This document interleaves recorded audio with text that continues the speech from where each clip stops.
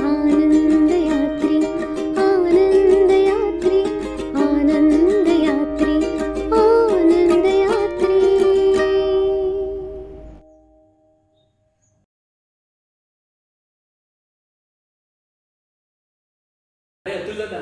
तुला किती वाजता यायचं होतं? वाजले किती? किती वेळा मी वाट बघत बसलोय तुझी. अरे काय सांगू, एक तर काय ना, मला कुठेही वेळेवर जायची सवयच नाही. चांगली नाहीये पण नाहीये, पोचतच नाही मी वेळेवर कुठेच.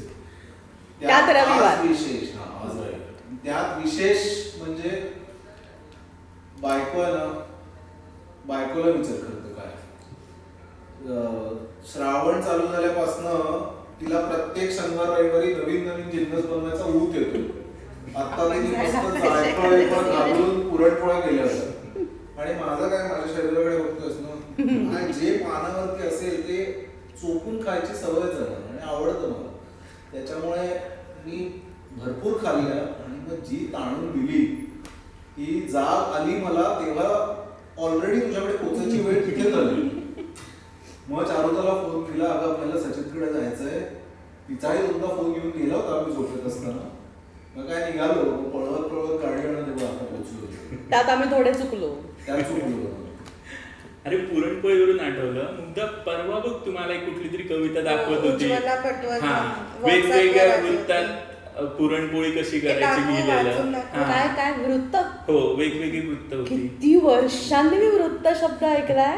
वृत्त म्हणजे आपली शार्दूल विक्रीडित हो आहे ना. बरोबर. हे मी फक्त पुलंच्या कुठल्या तरी डिग्री ते मेट्रिकमध्ये ऐकलं. काय ते माहिती पण नाही. बरोबर. पहिल्यांदा पण मी पूर्ण शिकल्या 10वीत होता. शाळेतल्या दिवसात असे. आता भुजंग प्रयात म्हणजे आपल्या मनाचे श्लोक असतात ना, त्या वृत्तात. कसं रे सचिन, एकदा मला दाखव. बघू काय.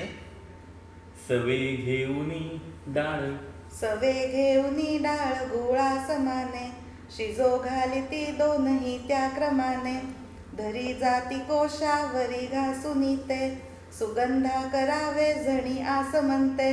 जातिकोश म्हणजे जायफळ. जातिकोश म्हणजे काय? जायफळ, ज्याच्यामुळे तुम्हाला आज उशीर झाला. पूर्णात मस्त जायफळ खेचून. आता हे आता मी सांगणार आहे ते. जाती कोश जरा कमी घालून ती आम्हाला मारेल. आता हे पृथ्वी वृत्त हे मला खूप आवडतं ना, ऐका. करे धरून चेंडूला अधिक दाब द्यावा बळे, पटा धरून लाटण्या सुकर होतसे आगळे, समान फिरवा रुळा पसरी चरपटी सुस्थळे, असे न करता पहा पुरण बाहरी ओघळे. सुगरणीच सुसंगती सदा घडो सुजन वाक्य कानी पडो. हे म्हणजे एकदम सुगरणीच आहे. पुरणपोळी म्हणजे मुळात आधी. आणि आता शार्दूल विक्रीडित तुला हे माहिती आहे? शार्दूल विक्रीडित म्हणजे मंगलाष्टक त्यात असतात ते होतं का? बघू कुठलं आहे हे बघे. ओके बघ मग. हाताने उचला, नाही कसं, मंगलाष्टक. हाताने उचला आणि झणी प्रतलते, गुंडाळणी लाटण्या उत्कालू हलके तसे उलटता, खरपूसही भाजण्या वाफाये ताजशा उमाळत, सुवासही दरवळे नाका गंध मिळे सवेची उदरी, क्षुधात्वरे उत्फळे शुभमंगल सावधान. आता खरं तर यानंतर जिलबी आणि मठ्ठा पाहिजे. अरे हो खरंच, खादाड खाऊ म्हणल्यानंतर आणि कचोरी तर मी खूप दिवसांनी. हे सगळं ठीक आहे. पुरणपोळी तर मी म्हणलं तसं सुगरणीचं. मी तर नाहीच फारशी भानगडीत पडत, पण यांचं खाऊन झोपायचं वगैरे सगळं ठीक आहे. आपल्याला रोजचा प्रश्न असतो ना मुद्दा, काय करायचं? काय करायचं रोजचा प्रश्न, उद्या खायला काय करायचं. हा मला असं वाटतं एक ब्रह्मांडातला एक मोठा असा प्रश्न आहे. काय ना तुम्हाला ना फार गैरसमज आहे बायकांना स्वतःबद्दलच की तुम्ही फार सहिष्णू वगैरे असता आणि खूप प्रेमळ असता ए वगैरे. असतो आम्ही. तुमच्याबद्दल आणि तुम्ही जे स्वयंपाकघरात जी काही कापाकाप तुमची चालू असते त्याच्याबद्दल अशोक नायगावकरांनी खूप उत्तम लिहिलंय आणि ते बऱ्याच ठिकाणी हे सादर पण करतात. तर ते बघा थोडस वाचून दाखवलं त्याच्यातलं. तर बघा तुम्ही काय काय क्रूरपणा करता. गळ्याशी नख खुपसून अंदाज घेत क्रूरपणे त्वचा सोलली जाते दुधी भोपळ्याची. सपासप सुरी चालवत कांद्याची कापाकाप चालली आहे. डोळ्याची आग आग होते. शहाळ्या नारळावर कोयत्याने दरोडा घातला आहे. हे भाजलं जात आहे वांग. निथळतय त्वचेतून पाणी टप टप टप. तडतडल्या जात आहेत मोहरी. हा खेळ चाललाय फडाफडा. कढीपत्त्याच्या पंखाचा उकळत्या तेलात आणि तिखट टाकलं जात आहे भाजीच्या अंगावर डोळ्यात. धारेवर किसली जात आहेत गाजर. बिचारी ती गाजर. पिळवणूक चालली आहे आंब्याची. सर्व हारा बनली आहे कोय. वरवंट्या खाली चिरडली जात आहे मीठ मिरची. बत्ता घातला जात आहे वेलदोड्याच्या डोक्यात. फडक्याने गळा ओढून मुसक्या बांधून दयाला फासावर चढवलं आहे चक्का बनवण्यासाठी. हे भरडले जात आहे गहू. लाही लाही होतीये मक्या ज्वारीची. भर बाजारात सुरा खोपसला जातोय कलिंगडाचा फोटा. पोलीस नुसतेच बघताय. संत्र्या मोसंबी केळ्यांची वस्त्र उतरवली जात आहे. हे काय चाललंय. हे काय चाललंय. किती अत्याचार. ते असं करतो तेव्हा रोज खायला मिळतं सकाळी डबे भरून. असे तुम्ही भाज्यांवर अत्याचार करून जेवण करता घरी. पण आता अशी अजून परिस्थिती आली ना, एक वेळ घरात जेवण स्वयंपाक करणं सोपं आहे पण बाहेर जाऊन खाणं हे त्याच्यापेक्षा कठीण आहे. आधी आपण म्हणायचो की घरातल्यापेक्षा बाहेर जाऊ, पटकन ऑर्डर दिली 1 मिनिटात जेवण येईल. आता त्या दिवशी मी एकदा सबवेत गेलो. तरी तुम्ही जर सबवेत गेला असाल तर तिथे ऑर्डर द्यायला जेवढा वेळ लागला तेवढ्यात मी स्वयंपाक करून जेवून झोपलो. तो किस्सा मी लिहून ठेवला. मग थांबा मी ऐकवतो.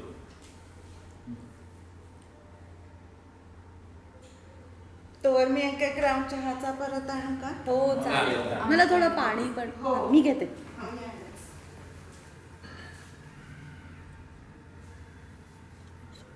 भारतासारख्या भारतात आपण लोक सबवे मॅकडॉनल्ड मध्ये का जातो मला हा खरं तर प्रश्नच पडतो. एवढी म्हणजे आपल्याकडे एवढी व्हरायटी असतात. एवढी variety असतात.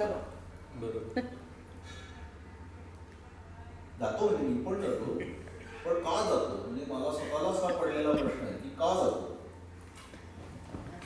आणि खरं सांगू का, हे सकस अन्न जे डायटिशियन्स हल्ली सांगतात ते ऍक्च्युली तेच आहे जे आपण पूर्वीपासून खात आलो. त्याची एक खूप छान कविता आहे गदिमांची, मी तुला सांगते नंतर. किती व्हरायटीचं जेवण असतं खरं आपल्याकडे. गोव्यात तर त्यापेक्षा म्हणजे गोव्यात तर आणि व्हेजिटेरियन मध्ये सुद्धा खूप व्हरायटी आहे गोव्यामध्ये. व्हेजिटेरियन मध्ये पण आहे आणि गोव्यात एरवीच मासे वगैरे अगदी मुबलक असल्यामुळे आणि खूप चांगले फ्रेश मिळत असल्यामुळे ती पण एक व्हरायटी ऍड होते. त्याच्यात खरं तर मी मॅकडॉनल्ड्स मध्ये वगैरे का जातो असा प्रश्न आहे. मला पण सबवेत गेल्यावर हाच प्रश्न पडला की मी इथे का आलो. तुला सांग. जेवण या क्रियेला आपल्या संस्कृतीत फार महत्वाचं स्थान दिलं गेलंय. उदरभरण नोहे जाणीजे यज्ञ कर्म यात असं आपल्याकडे सांगितलेलं. म्हणजे पोट भरण्यास हे एखादे यज्ञ कर्मासारखं आहे. माझ्या आयुष्यात जेवण हे असं कठीण काम वाटण्याचे प्रसंग फारसे आले नाही. तसं मी लहान गावात वाढलो, त्यामुळे बाहेर जाणं, बाहेरचं खाणं असले प्रकार काही नव्हते. आणि अगदीच कधी बाहेर गेलो तर इडली, भाजीपाव, वडा असे सोपे पदार्थ आम्ही खायचो. खरी कसोटी सुरू झाली ती लग्नानंतर. बायकोला खाण्याचे अनेक कठीण प्रकार माहिती होते आणि त्यामुळे ते मला सुद्धा माहीत करून घ्यावे लागले. त्यातला एक सगळ्यात कठीण प्रकार म्हणजे सबवे. बायको कायम सबवे बद्दल भरभरून बोलायची, त्याची आठवण काढायची.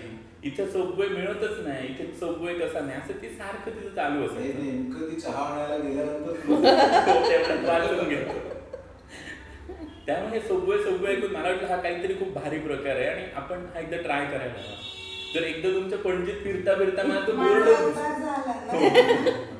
तर पणजीत फिरता मला तो बोर्ड दिसला सबवे. इतकं मी खुश झालो ना तो बोर्ड बघून, म्हणजे माझ्याकडे सांगायला शब्द नाही. क्रिकेटमध्ये जसं एखादी विकेट घेतल्यानंतर विराट कोहली मान कापलेलं कोंबड्यासारखं थैथयाट करतो, तसा करायचा माझा विचार चालू होता. एवढा मी खुश झालेलो त्या दिवशी. इतके दिवस बायकोकडून फक्त कौतुक ऐकलेला पदार्थ खायची वेळ आली. त्या दुकानात एकदम रंगरूप बघता मला वाटलं की हे थोडं हायफाय आहे, महाग असेल, पण तरी मी धीर करून गेलो. समोर एक असा मोठा नाही गार्ड नव्हता, समोर एक असा मोठा काचेचा काउंटर होता. ते पारदर्शक असा काउंटर होता. वेगवेगळ्या डब्यात भाज्या, काही विचित्र पदार्थ जे बघून काय मला कळलं नाही की हे काय प्रकार आहे, पण काहीतरी ठेवलेलं होतं असं बरंचसं मांडून. तिथे असलेल्या बोर्डवरच्या किमती बघून मी त्यातलं एक काहीतरी नक्की केलं. म्हटलं हे थोडं चांगलं दिसतंय आणि त्या मुलीला ऑर्डर दिली की एक चिली चीज सर्व. मला एक चिली चीज सर्व असं तिथे लिहिलेलं होतं. काहीतरी चिली म्हणजे मला माहिती मिरची आणि चीज, म्हटलं चिली ओळखीचे शब्द, दोन्ही ओळखीचे शब्द होते. देऊन टाकली ऑर्डर.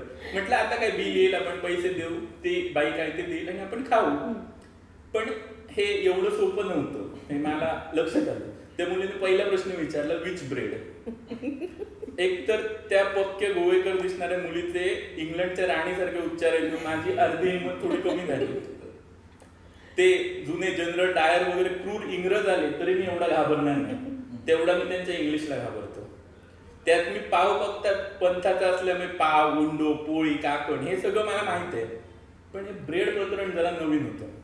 ब्रेड म्हणजे पातळ स्लाइस एका प्लॅस्टिक पिशवीत भरलेल्या असतात हे मला माहित होतं. आता विच ब्रेड ह्याच्यावर काय उत्तर द्यावं हे मला काही कळेना. त्या मुलीने थोडा वेळ माझ्याकडे बघितलं, मग माझी पातळी तिला लक्षात आली. मग तिने मला काही पर्याय दिले. Whole green, multigrain, Italian herb, gluten free असलं ती काय बडबडली. यातलं काहीच ओळखीचं वाटेना. पण मल्टीग्रेन आरोग्याच्या दृष्टीने चांगले असतात असं मी ऐकलेलं कुठल्या तरी पॉडकास्ट मध्ये. हो, मग म्हटलं हेच सांगू आपण. गव्हाचं पीठ पण मिळतं मल्टीग्रेन. गव्हाचं पीठ मल्टीग्रेन. म्हटलं सांगितलं आण भाई मल्टीग्रेन आहे. मला वाटलं संपलं आता हे केबीसी, आता आपण जिंकणार तो सबवे. तर तिने परत विचारलं फूट लॉंग और हाफ. आता फूट लॉंग हा काय प्रकार माझ्या लक्षात येईल ना. फूट म्हणजे पाय, हे माझ्या मेंदूतल्या इंग्लिश टू मराठी डिक्शनरीने लगेच ट्रान्सलेट केलं. पण आता खाण्याचा पदार्थ असल्यामुळे पायाचा त्याच्याशी काय संबंध असावा ह्याच्यासाठी मी बऱ्याच वेळ मेंदूत खुडबुड केली. तेव्हा फूट हे अंतर मोजण्याचं एकक आहे. ही मेंदूतून कुठून तरी माहिती बाहेर आली. तिथलं हायफाय वातावरण, त्रासदायक चेहऱ्याने ती बघणारी मुलगी हे सगळं विसरून मी हाताचा पंजा पसरवला आणि फूट साधारण केवढं त्याचा अंदाज घेतला आणि म्हटलं हाफच दे. त्याला आंबीला मी थोडं घाबरलो की खूप मोठं काहीतरी आहे ना. हाफच तेवढ्यात तुझ्या लक्षात आलं की फूट हे मोजण्याचं घटक आहे, नाहीतर तो स्वतःचा पाय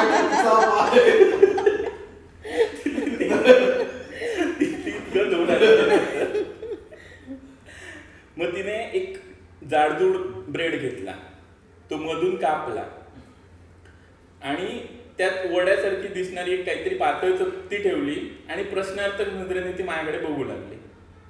आता ह्याच्या पुढे मी काय करायचं हे मला माहित नाही आणि मी काय ते केल्याशिवाय ती पुढचं करणार नव्हती. त्यामुळे दोघंही एकमेकाकडे प्रश्नार्थक चेहऱ्याने बघायला लागलो.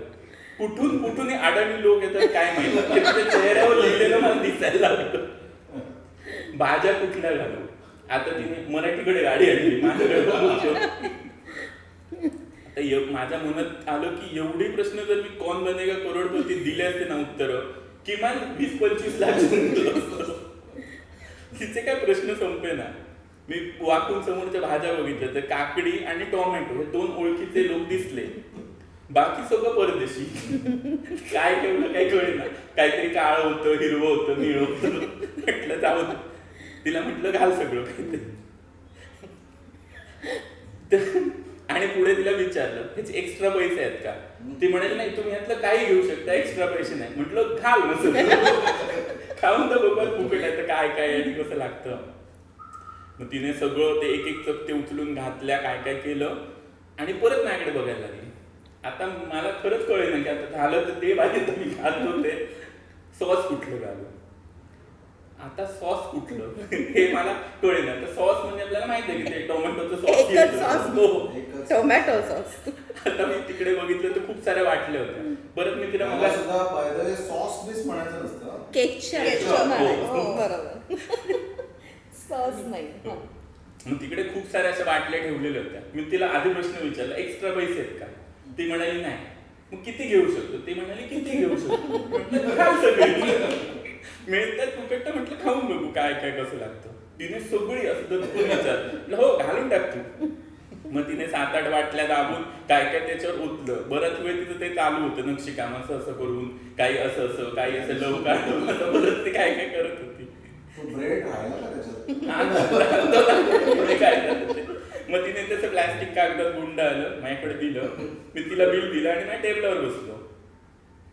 आता ते तिने जे पॅक करून दिलेलं ते असं विचित्र. आता आपल्याला वडापावाला कसं नुसतं असं कागद देतो, कागद काढून आपण वडापाव खातो. हे प्रकरण परत असं गुंड आलेलं, इकडून त्याला गुंड आलेलं. मग ते सगळं मी सोडवलं आधी आणि जसा वडापाव आपण काढतो तो कागद काढून बाजूला ठेवला. ते जे काही सबवे होतं ते असं हातात धरलं. तो मी एक घास खाणार तितक्यात पायावर काहीतरी मला पडल्यासारखं वाटलं. खाली बघतो तर त्या सबवेच्या हाफ फूट मधला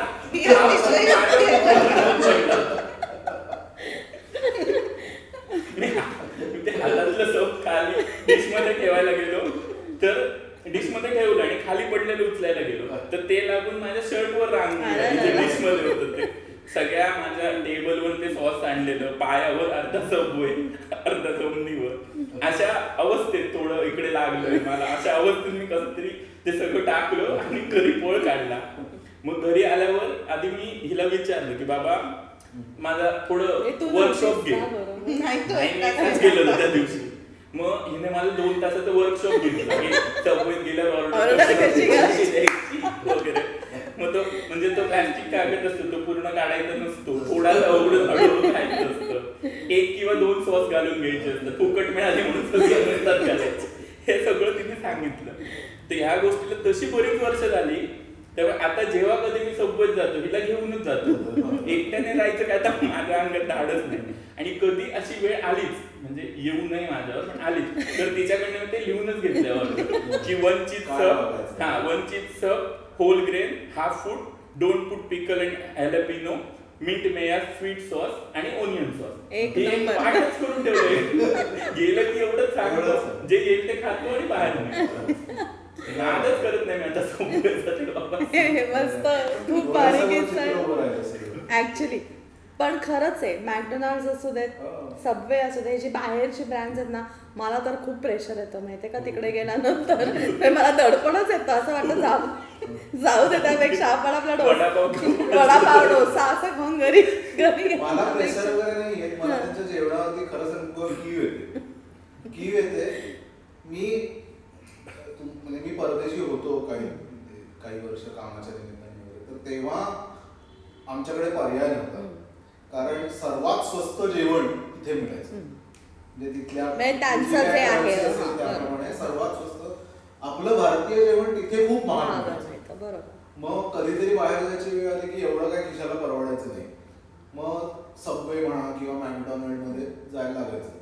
त्याच्यामुळे तो सराव तिथला पक्का झाला होता की काय पण पहिल्यांदा गेले की तेव्हा अशीच परिस्थिती. हो दडपणच येतं ना. म्हणजे पण काय असा तिथे फार एक्सपेरिमेंट मी तिथे केला नाही का कारण एकतर मी परदेशी होतो त्याच्यामुळे एरवीच त्या लोकांना भारतातले लोक सगळं फुकट मिळालं की सगळं घेतात हे त्यांना माहिती असल्यामुळे ते थोडंसं धडपड मागत होतं. त्याच्यामुळे मी कमीत कमी मागत होतो. त्याच्यामुळे माझ्या नशिबाने अशी दुर्गंध तिथे झाली नाहीतर बहुतेक मला त्याच दिवशी देश सोडायला लागला असतं. मग अशी म्हटलं ना मी की जसं आत्ता तू म्हणालास की त्यापेक्षा असं डोसा खाऊन यावा नंतर सोपं. आता मला पण असं नेहमी वाटतं की हे जे सकस अन्न ज्याला म्हणतात ते खरं आपलं जे जेवण आहे तेच खरं आहे. तर गदिमांची एक खूप सुंदर कविता आहे की ताटावरती काय काय वाढलं. तर मला असं लहान असताना मावशीने सांगितलं की एक शास्त्र आहे ताट कसं वाढावं, मीठ, लिंबू, चटणी. त्याला काय झालं सगळं पोटातच जाणार हे जरी खरं असलं तरी ते का तसं वाढावं त्याच्या मागे असं शास्त्र आहे की जो पदार्थ आपल्यापासून लांब आहे तो तेवढ्याच प्रमाणात खायचा आहे, जो जवळ आहे तो अधिक खायचा आहे. हेच आता मीठ आपल्या सगळ्यात लांब असतं ना. त्यानंतर चटणी जी तिखट आहे ती तेवढीच खाल्ली गेली पाहिजे. कोशिंबीर ती तेवढीच जेवढी म्हणजे ती लांब आहे ना कारण ती तेवढीच खाल्ली गेली पाहिजे. पण भाकरी, पोळी भाजी, भाकरी, आमटी हे आणि भाजी हे जवळ पाहिजे, जवळ असतं. बरोबर. ते जास्त भात सगळ्यात जवळ असतो म्हणजे भात खायला मला आठवून भात करण्यापासून. बरोबर. तर त्याच्यावरती ती एक यांची कविता आहे. मला जरा फोन देतेस का तुझा? काय वाढले पानावरती, काय वाढले पानावरती, ऐकून घ्यावा थाट संप्रती. धवल लवण हे पुढे वाढले, धवल लवण हे पुढे वाढले, मेतकूट मग पिवळे सजले, आले लोणचे बहुमुरलेले आणि लिंबू रसरसलेले. पाणी सुटलं तोंडाला. अशी ती कविता संपूर्ण वर्णन आहे सगळं खाण्यापिण्याचं. खूप मोठी आहे ती कविता. पण मी याच्यात शेवटचं जे कडवं आहे ते मी मुद्दामून वाचून दाखवणार आहे कारण त्याच्यामधलं जे वर्णन आहे ना तर अशी पद्धत होती पूर्वी की सगळ्या नातेवाईकांनी जमायचं लग्न ठरल्यानंतर आणि मुहूर्त करायचा लग्नाचा. तर ते पीठ भिजवून त्याचे गवले करायचे आणि ते वेगवेगळ्या आकारांचे केले तर त्याला वेगळी वेगळी नावं आहेत किंवा नकुल्या आणि काय म्हणतात त्याला हे मालत्या. आणि त्याची मग नंतर खीर करायची ते वाळवून लग्नात करायची. करेक्ट. लग्नात नाही, घरी हे असं ना ग्रहमक ज्याला इथे देवकार्य म्हणतात ते त्यावेळेस ती खीर करायची. तर त्याचं इतकं छान वर्णन त्यांनी केलंय. फेण्या पापड्या आणि सांडगे, कुणी आणुनी वाढी वेगे, गव्हल्या नकुल्या धवल मालत्या, खिरी तयांच्या शोभत होत्या, शेवयांच्या खिरी वाटल्या, आमट्यांनी मग वाट्या भरल्या, सार गोडसे रातांब्याचे. रातांबा म्हणतात कोकमाला काही ठिकाणी, गोव्यामध्ये आपण त्याला हे म्हणतो कोकम किंवा सोला म्हणतात ना. तर रातांबा म्हणजे कोकम. सार गोडसे रातांब्याचे, प्याले भरले गोड कढीचे, कणीदार बहु तूप सुगंधी, भात वाढण्या थोडा अवधी. फार छान गदिमांची आहे कविता आणि वाचा, मी पाठवीन तुम्हाला. खूप छान आहे ती. पण असं वाढलेलं ताट सुंदर आणि केळीच्या पानावर वगैरे तर फारच सुंदर दिसतं. गदिमाच्या अशा कविता फार येत नाही येत. हो खरंय. गदिमांच्या गदिमा हे कवितेतले दिग्गज श्रेष्ठ लोक. तसंच आता आपण बोलतोय खाण्याबद्दल किती म्हणजे मगासपासून, तर पु ल देशपांडेंचं खाद्य जेवण हे तुझ्याकडे आहे ना ते पुस्तक? हो आहे. हसवणूक वाटतं.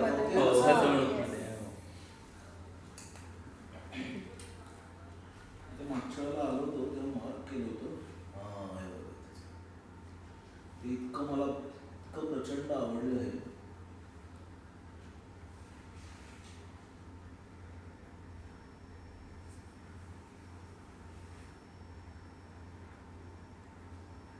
हसवणूक मधलं कुठलंही पान काढून आपण वाचायला सुरू कधी पण आपण गोव्यात आहोत ना, म्हणजे गोव्यात आहोत तर मी त्या एका ह्याच्यापासून चालू करतो.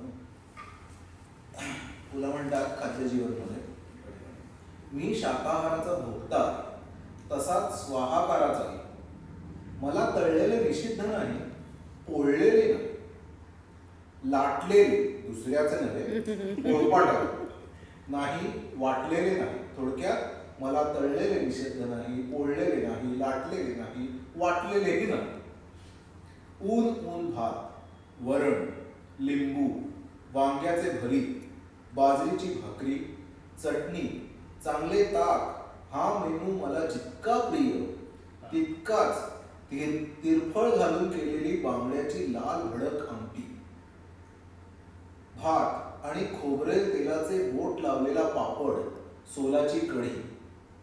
मात्र दुसऱ्या मेनू नंतर नुकत्याच फोडलेल्या नारळाची कातळी हवी आणि पहिल्या मेनू नंतर पान. भारतीय संस्कृतीबद्दलचा माझा आदर दर सणामागल्या पक्वान्नातून ताटाबाहेर सांडतो. होळीच्या पोळीची चव रामनवमीला नाही. रामनवमीचा सुंठ वडा कृष्ण जन्माला पटत नाही. बुंदीचा लाडू दिवाळीला चालतो तसा दसऱ्याला चालून पहा. आणि भुसभुशीत मोतीचूर बुंदीच्या लाडवावर माझी श्रद्धा नाही. मूग दळाच्या आणि बुंदीच्या लाडवांनी दातांची खोलवर चौकशी केली. अनारशावर आणि चिरोट्यावर मात्र माझी अजिबात भक्ती नाही. अनारशाला काही कॅरेक्टरच नाही. अनारशा मागे कोणतीच संस्कृती उभी नाही. आणि चिरोटा कोण्या पुस्तकी सुगरणीचा घरी करायला घेतलेल्या खाऱ्या बिस्किटांचा साचा मीठ घालायला विसरून बिघडला आणि ते पीठ थापून त्याच्यावर साखर पेरणीची मुखलाशी करून बिस्किटाऐवजी चिरोटा म्हणून तिने नवऱ्याला भरवलं. काय काय लिहितात ना. म्हणजे शेवटचा एक फार छान आहे त्याच्यातला. हो परिचित. शेवटचा आहे ना. हा ती तर सुंदरच आहे. ती म्हणजे निवृत्ती आहे ऍक्च्युली. तुला म्हणतात आणि हे मुलंच म्हणू जाणे. माझी सुखाची कल्पना एकच आहे. आदल्या रात्री 4-4:30 वाजेपर्यंत गाण्याची मैफल रंगलेली असावी. सकाळी 10 वाजता उठून 2 वेळा चहा झालेला असावा. हवा बेताची गार असावी. हातातली एखादी लेखकावरून जीव ओवाळून टाकावा अशी कादंबरी संपत आलेली असावी.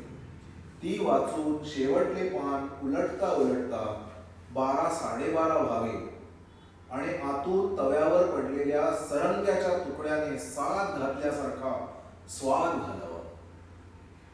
2 मिनिटात अंघोळ उरकेपर्यंत पाने मांडली जावी आणि क्षणार्धात आंबे मोहोर भाताच्या वाफेतून ताट खुलून यावे. यथेच्छ भोजन व्हावे. मस्त पान जमावे. इब्राहिमी जर्द्याचा तोंडात गिलावा व्हावा. गार पाणी प्यावे आणि संध्याकाळी 5 वाजेपर्यंत कुणीही झोपेतून उठवू नये. कधी कधी देवाची करुणा करतो आणि हे असे घडतेही. त्या दिवशी मी इतका आनंदात असतो की संध्याकाळी बायको बरोबर इमानी आणि साधस नवऱ्यासारखा फिरायला देखील जातो. आणि विश्वास ठेवा अगर ठेवू नका, तिला वेणी देखील घेऊन देतो. बुद्धाला ही सुखाची किल्ली सापडती तर तो निर्वाणाच्या मागे लागला नसता. बोधी वृक्ष कधी घरातल्या तर कधी बाजारच्या चुलीजवळ आहे हे शुद्धोदनाचा मुलगा असूनही त्याला कळले नाही. कसे कळावे? त्या बिचाऱ्याने सेकंड लँग्वेज पाली घेतली आणि ओदन म्हणजे भात हे संस्कृतात आहे, पालीत बहुधा नसावे. ते कळले तर भाताचा ढीग आणि बांगड्याची आमटी ओरपीत तोही मत्स्यम शरणम गच्छामी म्हणत म्हणत निर्वाणप्रत पोहोचला असता. दाराशी आलेल्या यमदूताच्या नाकात जर झणझणीत लसणीची फोडणी केली तर तो खाण्यावरचा आपला हात निश्चित खाण्यावर येईल. स्वर्गात अमृत नसेल, स्वर्गात अमृत असेल पण लसणाची फोडणी दिलेली अंबाडीची भाजी कुठून असणार? कांदा लसूण खाण्याचे भाग्य देवांच्या नशीब नाही. वा पु ल जिओ. खरं खरं अप्रतिम. किती वाचावं तेवढं कमीच आहे. त्यातली ते एक ह्याचं वर्णन आहे ना मला या खाद्यजीवन मधलं फिरणीचं एक वर्णन आहे. फिरणी असते ना तांदूळाची खीर, हो. ते पिवळी असते ना ती, तर काय बरं पिवळ्या सलवार कमीज घालून आणि त्याच्यावर पिस्त्याचे काप असतात, तर तो पिस्ता तिथेच शोभून दिसतो. तर हिरवी ओढणी घेतल्यासारखी एखादी सुंदर तरुणी झोपावी अशी ते असं फिरणीचं वर्णन आहे. म्हणजे वर्णन करायला सुद्धा किती त्यांनी जबरदस्त. तुलाही असं होतं ना, मुलांचा विषय आला की गहिवरायला होतं ना, दहीवराला अजून का हा माणूस नाही असं वाटतं. कारण त्यांनी जे लिहिलंय ना ते अजूनही म्हणजे हे हा लेख आहे बघा, त्यांनी इथे लेखाचा काळ पण लिहिलाय, बहुतेक 1962 साली लिहिलेला आहे. बापरे. 1962 मध्ये लिहून 63 वर्ष झाली आहेत. आणि ते ते तेवढंच अजूनही ताजं. तेवढंच ताजं वाटतं. प्रश्नच नाही. त्यामुळे ते अजूनही म्हणजे त्यांनी लिहिलं असतं तर म्हणजे ते खरोखर सांगत नाही. एवढं आज आपलं खाण्याचं नुसतं चालू आहे, खाण्याच्या गोष्टी, खाणं एवढं पण हो. ठेवलंय. हे मात्र खरं. थोडं डाएट वगैरेचे पण आता फार कानावर यायला लागलं की डाएट करायला हवं, डाएट हवं करायला खरं.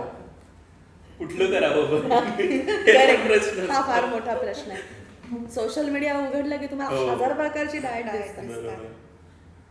थांब, एक कविता होती त्याच्यावर ना, थांब. आपलं नटसम्राट मधलं ते स्वगत आहे बघा, तसं कुठलं टू बी टू बी और नॉट टू बी, हा. तसं लिहिलेलं होतं. एक मिनिट, हा कुठेतरी मला सोशल मीडियावर दिसलेलं, हा दीक्षित वर्सेस दिवेकर नावाचं ते. ऐका, एवढं आपण खाणं करतोय, आता थोडं डाएट बद्दल पण बोलूया. ए नको रे आपला खादाड खाऊ खार. बरं सांग. गंमत कर. To eat or not to eat between meals, that is the question. क्या बात. 2 वेळच जेवावं की दर 2 तासांनी जेवावं, वा वा. हाच खरा प्रश्न आहे. दर 2 तासांनी करीना, दर 2 तासांनी 55 मिनिटं. करीनाची मधाळ झिरो फिगर आठवत चरावं दर 2 तासांनी लाचार डुकरासारखं, का नागपूरच्या जिचकऱ्यांच्या पदव्या स्मरून मारावा आडवा हात दिवसातून 2दाच, आणि एकदम पाडावा फडशा सगळ्या बिस्किटांचा, पॅटिसांचा, पुरी पोळी भाजीचा. 55 मिनिटं संपण्याआधी भात असा चापावा की नंतर येणाऱ्या निद्रेला नसावा जागृतीचा किनारा. क्या बात. हेच आता मुलांनी हेच लिहिलं होतं 62. पण मग त्या निद्रेतही इन्सुलिन पाजरू लागलं तर, ग्लुकागॉन बाहेरच पडला नाही तर इथेच खरी मेख आहे. इन्सुलिन सारखी ग्लुकागॉनची इंजेक्शन मिळत नाही, म्हणून आम्ही सहन करतो ही उपासमार, सहन करतो गाळलेलं ताक काळ्या चहाच्या कपात, बेशरमपणे सारतो प्रसादाचे पेढे पॅन्टच्या खिशात, आणि तरीही हा गोपाळकाला जेवताना गळून पडतो घास. कुणीतरी जेव्हा बाचकवते अब तक 56 म्हणत, आणि अखेर 6 पुडी डब्यांचा कटोरा घेऊन उभे राहतो खालमानेने पुन्हा करीनाच्याच दारात. तोडतो लचके 2 तासांनी कोवळ्या सफरचंदांचे, मध्यरात्री दचकून जाग आली की स्वतःच्याच घरात चोरून खातो 4 बदाम मनुका अंधारात. अहो डायटिशियन्स, तुम्ही इतके कठोर का झाला? एका बाजूला दिवेकर तुम्ही मेटाबॉलिझम स्लो होण्याची रिस्क सांगता, आणि दुसऱ्या बाजूला दीक्षित तुम्ही ग्लुकागॉनची भीती घालता. हे आमच्या पोटाच्या विद्यार्थ्यांना, तुम्ही तुमच्यामध्ये काही सुवर्ण मध्य नाही का साधू शकत? दर 2 तासांनी 55 मिनिटांनी जेवलेलं चालेल का? किंवा दर 55 मिनिटांनी 2दा जेवलं का? फेकून देऊ सर्व ताट वाट्या आणि 6 पुडाचे डबे उकिरड्यावर, आणि टोचून घेऊ कायमचं एक सलाईन. पण नकोच ते. सलाईन दर 2 तासांनी लावायचं का दिवसातून 2दा, हा नवीन प्रश्न येईल परत. त्यापेक्षा हे दिवाकरा, तू दीक्षितांना दीक्षा दे. हे जगन्नाथा, तू थोडी रुजुता दाखव, नाहीतर पोटावरील विस्कटलेल्या घड्या घेऊन आम्ही ढेर पोट्यांनी कुणाच्या पायावर डोकं आदळायचं, कुणाच्या पायावर डोकं वा आदळायचं. वा वा, क्या बात आहे, मस्त, खूप मस्त, छान आहे खूप एकदम. छान. कोण आहे असं लेखक? नाही लेखक नाही, मला सोशल मीडियावर मिळाली. अच्छा, मस्त आहे. मस्त. खादाड सम्राट, खादाड. नट सम्राट सारखं खादाड खादाड. सम्राट. मजा आली पण, मजा आली. खूप मजा आली हे. आणि मस्त आहे कचोरी पण. किती खरं तर दिवसांनी समोसे आणायला सांगितले होते हो. मी, आणि मी ते उघडलं तेव्हा कचोरी. असे किस्से होत राहतात. समोसा काय कचोरी काय. आपल्याला खायला आवडतं. खायला. घे. येस. हो.